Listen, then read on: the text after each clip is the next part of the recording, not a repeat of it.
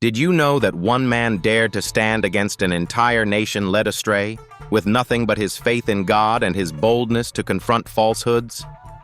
This is the story of Elijah, a prophet whose courage and trust in God changed the course of history. I promise, by the end of this story, you'll see faith in a whole new light. Let's dive into the powerful story of Elijah. The land of Israel was in turmoil during the days of King Ahab and Queen Jezebel. They had led the people away from the worship of the one true God, Yahweh, and introduced the worship of Baal, a false god who they claimed controlled nature, rain, and fertility.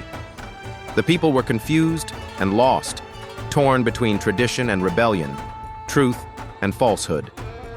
In this bleak setting, the prophet Elijah emerged, a voice crying in the wilderness, ready to declare God's message no matter the cost.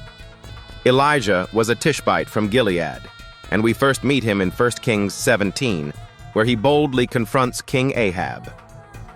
Picture this.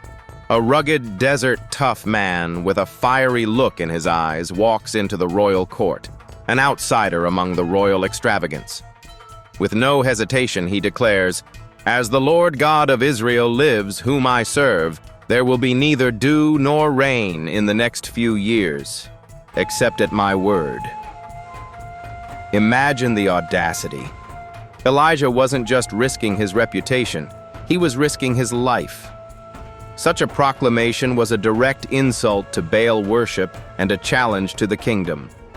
But this was no empty boast.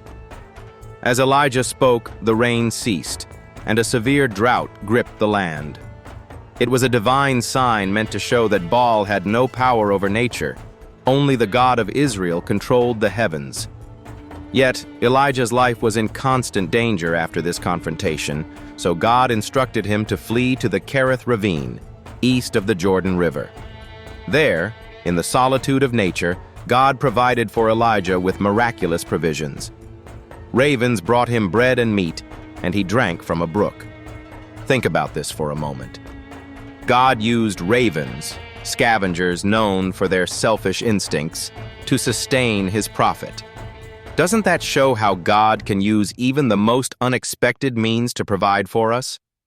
When the brook eventually dried up due to the drought, God sent Elijah to Zarephath, where he encountered a widow gathering sticks for her last meal. This woman had resigned herself and her son to death by famine. Elijah, however, asked her for water and bread, assuring her that God would provide. Astonishingly, she believed him. Here's the miracle. Her jar of flour and jug of oil never ran dry during the entire drought. Elijah's faith and obedience led to a testimony of God's provision not just for himself, but for others as well. Now here's where the story takes an even more dramatic turn. In 1 Kings 18, God commands Elijah to confront Ahab once more, to declare the end of the drought and challenge the worship of Baal. This leads us to one of the most spectacular showdowns in the Bible, the contest on Mount Carmel. Elijah calls for a gathering of all Israel, including 450 prophets of Baal and 400 prophets of Asherah. He stands alone against 850 adversaries. Just imagine the tension as people swarmed the mountaintop, eager to see what would unfold. Elijah throws down a bold challenge. How long will you waver between two opinions? If the Lord is God, follow him. But if Baal is God, follow him. Then he proposes a test to reveal who the true God is. 2 altars are prepared, one for Baal and one for Yahweh. The challenge? Call on your God to send fire to consume the sacrifice, and the God who answers by fire, he is God. The prophets of Baal went first. All day long, they danced, chanted, and even cut themselves, crying out to Baal to send fire. But nothing happened. On the other side, Elijah watched, even mocking them by asking if Baal might be sleeping or on a journey. It's humorous, but also powerful, as it illustrates the futility of worshiping anything other than the true God. Then it was Elijah's turn. He repaired the altar of the Lord, using 12 stones to represent the 12 tribes of Israel. He dug a trench around it, arranged the wood, and placed the sacrifice on it. But here's where it gets really dramatic. He orders that the altar be drenched with water, not once, but 3 times. By the end, the trench was filled with water, making it seem impossible for fire to kindle. Elijah then stepped forward and prayed, "Lord, the God of Abraham, Isaac, and Israel, let it be known today that you are God in Israel, and that I am your servant, and have done all these things at your command.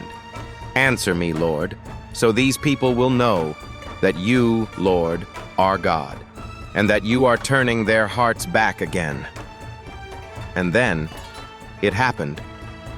Fire fell from heaven, consuming not only the sacrifice, but also the wood, the stones, the soil, and even the water in the trench. The people fell prostrate, crying out, "The Lord, He is God! The Lord, He is God!" What a moment of triumph and vindication for Elijah, and an undeniable display of God's power. Following this dramatic event, Elijah prayed for rain. 7 times he sent his servant to look toward the sea, and on the 7th time, a cloud as small as a man's hand appeared. Before long, the heavens opened, and torrential rain poured down, ending the drought. But Elijah's story didn't end with Mount Carmel.